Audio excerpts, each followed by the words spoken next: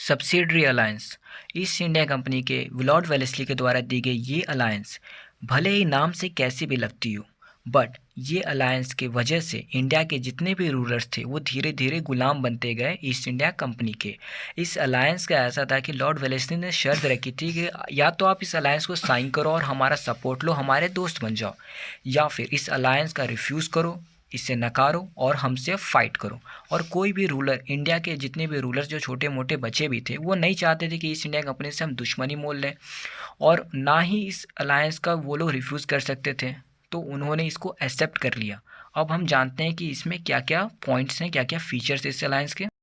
First point, British troops established in local rulers army.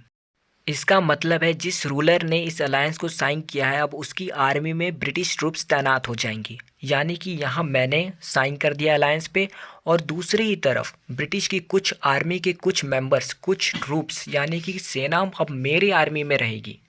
दूसरा point है expenses to were to be paid by local ruler. यानी कि जितनी भी army British की अब नेटिव रूलर्स की आर्मी में आ चुकी है, उनका जितना भी एक्सपेंस होगा वो लोकल रूलर ही पे करेगा। यानी कि आप अपनी सेना तो मुझे दे ही रहे हैं, पर उनका जो खर्चा है वो भी मैं ही दूंगा।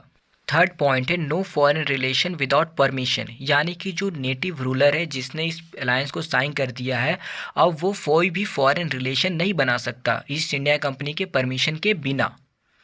Fourth point, one permanent British resident in native ruler court.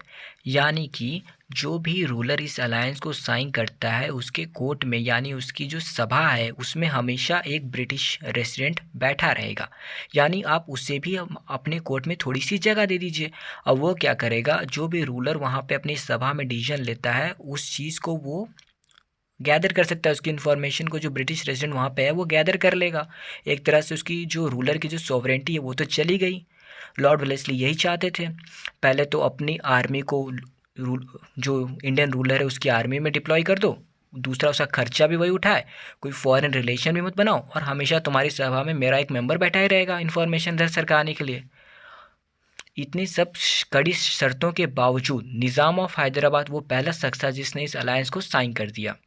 इसी के बाद से जितने भी रूलर्स थे इंडिया के वो सब मजबूर थे, उन्होंने इस अलायंस को साइन कर दिया और धीरे धीरे वो गुलाम बनते गए। लॉर्ड वेलेस्ली की इस मूव को, जो कि एक स्मार्ट मूव थी, इसके वजह से ईस्ट इंडिया कंपनी को कोई वॉर भी नहीं लड़नी पड़ी, और जो रूलर्स की जो भी टेरिटरी थी, जो भी उनकी पावर थी, वो भी अब इन बदब के रह चुकी थी, और ईस्ट इंडिया कंपनी अब सुपीरियर बन चुकी थी इस अलायंस के बाद से।